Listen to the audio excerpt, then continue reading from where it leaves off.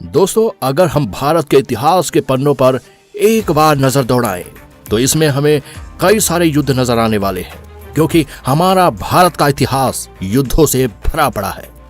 इनमें से कुछ युद्ध भारत में घुसपैठ करने वालों से लड़े गए थे, तो कुछ युद्ध अपने साम्राज्य विस्तार के लिए लड़े गए थे। इसके अलावा कुछ युद्ध ऐसे भी थे जो अपनी मातृभूमि की रक्षा के लिए लड़े गए थे।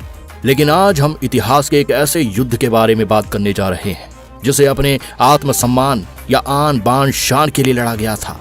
जी हाँ, हम बात कर रहे हैं राजपूत और मुगल बादशाह के बीच लड़े गए भयंकर युद्ध हल्दी घाटी के बारे में।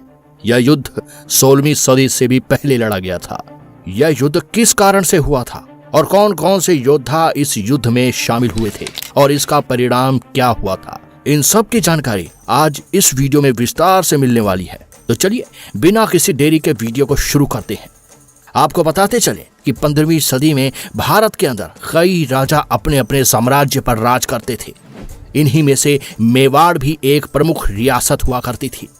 राजस्थान के दक्षिण पूर्व के छोर पर स्थित यह मेवाड़ राजपूतों का साम्राज्य था, उनका गढ़ था। इस साम्राज्य के अंतर्गत आज के समय के भीलवाड़ा, चित्तौड़गढ़, प्रतापगढ़, राजसमंद, उदयपुर और झालावाड़ ये सभी जिले शामिल थे। इसके अलावा मध्य प्रदेश के नीमच, मंदसौर जिले भी मेवाड़ साम्राज्य के अंतर्गत ही आते थे। यानी कि इन सब हिस्सों को मिलाकर मेवाड़ का राजपूताना साम्राज्य फैला हुआ था।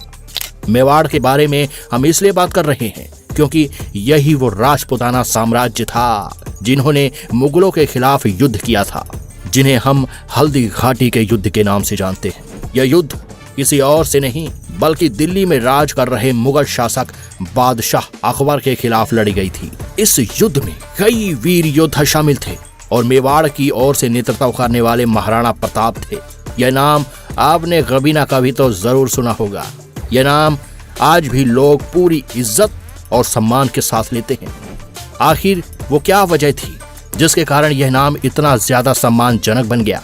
और तो और ऐसा बताया जाता है कि उस समय बादशाह अकबर ने यह कहा था कि जब भी इतिहास में इस युद्ध की या मेरी बात होगी तो मुझसे भी पहले महाराणा प्रताप का नाम लिया जाएगा। क्या थी वो वजह और महाराणा प्रताप के वीरता की सच्ची कहानी को चलिए विस्तार से जानते हैं। तारीख 9 मई 1540 को मेवाड़ के राजा उदय सिंह के घर में कीका का जन्म हुआ था। कीका उदय सिंह का सबसे बड़ा बेटा था। अब आपके मन में सवाल आ रहा होगा कि आखिर यह कीका कौन है? तो आपको बता दें, महाराणा प्रताप को ही बचपन में कीका कहकर पुकारा जाता था। दरअसल महाराणा प्रताप का बचपन भील समुदाय के बीच ही गुजरा था। भील एक प्रकार की जनजाति थी। भील समाज के लोग अपने बच्चों को कीका कहकर पुकारा करते थे, इसीलिए महाराणा प्रताप को भी वे लोग कीका ही पुकारा करते थे। महाराणा प्रताप बचपन से ही भील समुदाय में रहकर उनके बच्चों के साथ ही बड़े हुए थे और उनके साथ ही युद्ध कला सीखी थी। धीरे धीरे बड़े होकर कीका अब महाराणा प्रताप के रूप में पहचाने जाने लगे थे।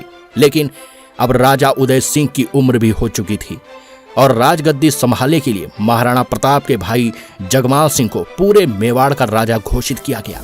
लेकिन जगमाल के उत्तराधिकारी बनने से कई लोग असहमत थे, क्योंकि जगमाल सिंह के पास राजपाट चलाने का वो हुनर और कौशल नहीं था, जबकि महाराणा प्रताप राजपाट से लेकर युद्ध नीति एवं कौशल से निपुण होते जा रहे थे।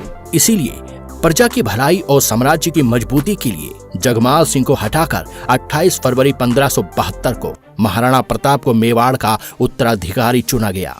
आपको बता दें कि उस समय महाराणा प्रताप की उम्र 32 साल थी। यह वो दौर था जिस समय पूरे भारत में से ज्यादातर हिस्से मुगल सम्राट के अधीन होते जा रहे थे और उस समय मुगलों की बागडोर बादशाह अकबर के हाथों में थी। अकबर अपने शक्ति और पराक्रम से पूरे भारत पर अपनी हुकूमत कायम करना चाहते थे। जिन रियासतों पर वे कब्जा नहीं कर पा रहे थे उन्हें संधि प्रस्ताव देकर भी अपने मुगल शासक के अंतर्गत रखने लगे थे। ऐसे में मेवाड़ साम्राज्य को मुगलों के अधीन होना कभी मंजूर नहीं था और मुगल साम्राज्य के सीमा से सटे होने के बावजूद भी मेवाड़ की रियासत को मुगल अपने अधीन करने में कामयाब नहीं हो पा रहे थे। हालांकि मेवाड़ के आसपास के इलाके चित्तौड़, बदनौर, शाहपुरा और रायला जैसे इलाके मुगलों के हाथों में जाने लगे थे। मेवाड़ को भी अपने कब्जे में लेने की लालसा अकबर के मन में दिनों दिन बढ़ती जा रही थी। अब एक सवाल यहाँ पर उठ सकता है कि आखिर मेवाड़ में वो क्या खास बात थी जिसकी वजह से अकबर इसे अपने रियासत में शामिल करने के लिए एड़ी चोटी का जोर दे रहा था। चलिए इसे भी जान लेते हैं। इसके पीछे दो प्रमुख कारण थे। पहला ये था कि अकबर जानता था कि पूरे भारत में अपना साम्राज्य स्थापित करने के लिए उसे अपनी रियासत के साथ साथ सैन्य शक्ति को भी मजबूत बनाना होगा, और उस समय जितने भी राजपूत साम्राज्य थे वे सभी अकबर के आड़े आ रहे थे। इसीलिए अकबर ने सबसे पहले राजपूतों के रियासतों को अपने अधीन करना शुरू कर दिया। उनमें से कुछ रियासत अकबर के अधीनता को स्वीकार कर रही थी, वहीं कुछ रियासत को संधि प्रस्ताव के जरिए अपने साथ जोड़ लिया गया और कुछ रियासतों को अकबर ने वैवाहिक संबंध के जरिए अपनी रियासत के साथ जोड़ लिया। ऐसे में मेवाड़ एक बहुत ही शक्तिशाली साम्राज्य था और वह ना तो मुगलों से डरता था और ना ही बादशाह अकबर से। इसी कारण से बादशाह अकबर मेवाड़ को अपने अंतर्गत लाना चाह रहा था ताकि बादशाह अकबर का साम्राज्य और भी शक्तिशाली बन सके। और दूसरा कारण था मुगल सल्तनत की राजनीति और अर्थव्यवस्था। मेवाड़ साम्राज्य मुगलों के राजपाट रणनीति के आड़े आ रहा था। चलिए इसे समझते हैं। दरअसल अकबर दिल्ली में राजगद्दी पर बैठकर अपने साम्राज्य को चला रहा था। दिल्ली और आगरा से गुजरात के बंदरगाहों तक और मालवा से दक्कन तक जितने भी अकबर के बड़े बड़े घुड़साल और मिलिट्री कैंप होते थे उनका रास्ता मेवाड़ से होकर गुजरता था।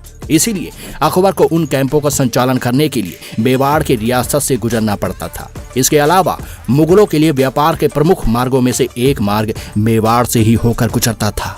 इसीलिए अकबर के लिए और भी जरूरी था कि मेवाड़ को अपने अधीन कर ले ताकि उन्हें व्यापार आदि में किसी भी प्रकार की रुकावट न आए, क्योंकि अकबर यह भली भांति जानते थे कि अगर मेवाड़ के मार्ग को राजपूतों द्वारा बंद कर दिया जाए तो इसका सीधा असर मुगल सल्तनत की अर्थव्यवस्था पर पड़ सकता है।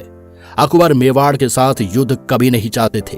वह चाहते थे कि मेवाड़ को बिल्कुल शांतिपूर्वक तरीके से अपनी रियासत में शामिल कर लिया जाए।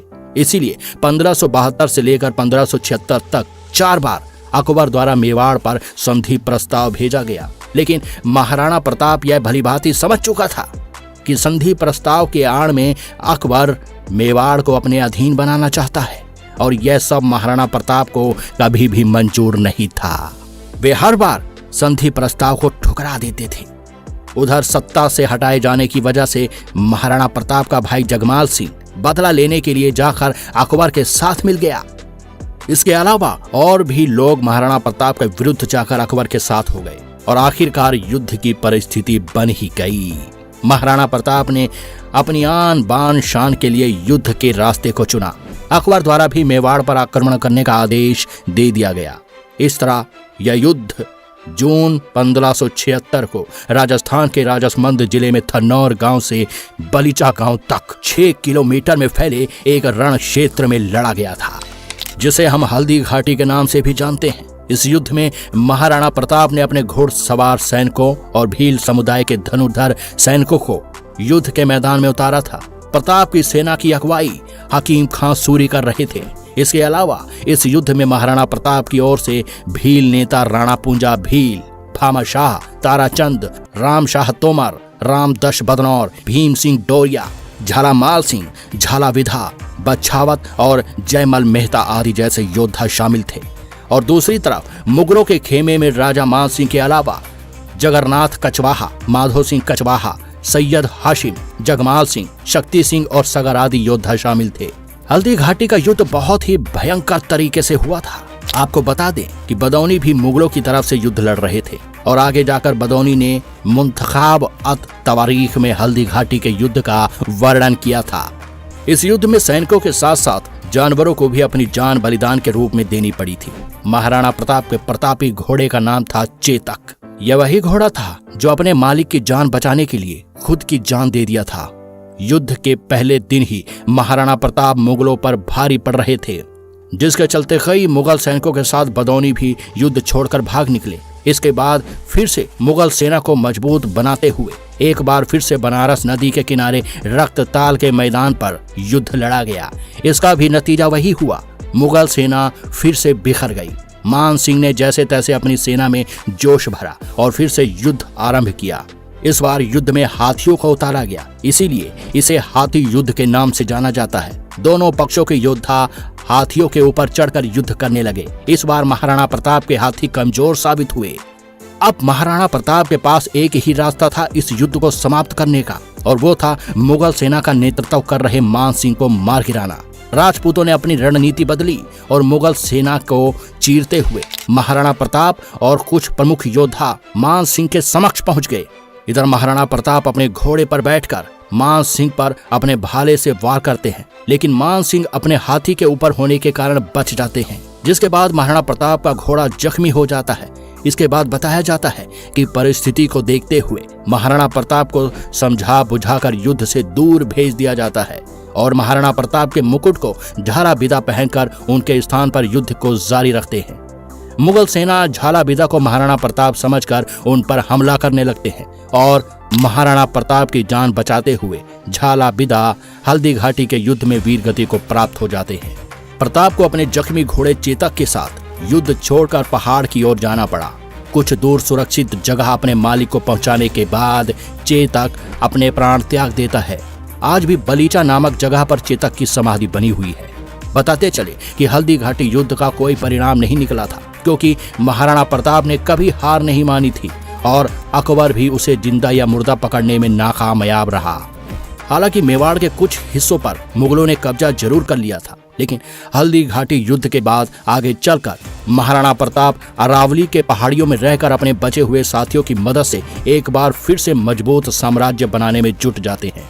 देखते ही देखते उन्होंने चित्तौड़ और मांडलगढ़ को छोड़कर कुंभलगढ़, गोकुंदा और उदयपुर जैसे हिस्सों पर फिर से अधिकार कर लिया।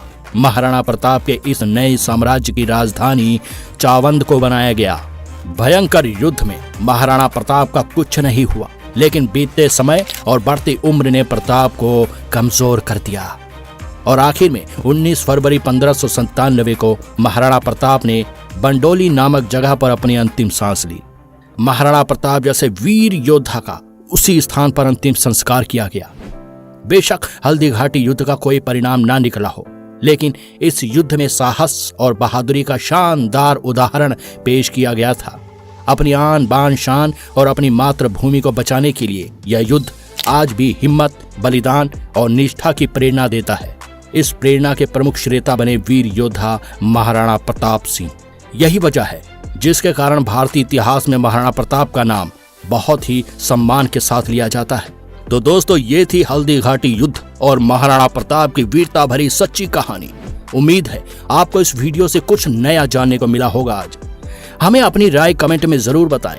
जाते जाते वीडियो को लाइक और चैनल को सब्सक्राइब जरूर कर लें, ताकि आपको हमेशा ऐसी ही इंटरेस्टिंग वीडियो देखने को मिलती रहे। धन्यवाद।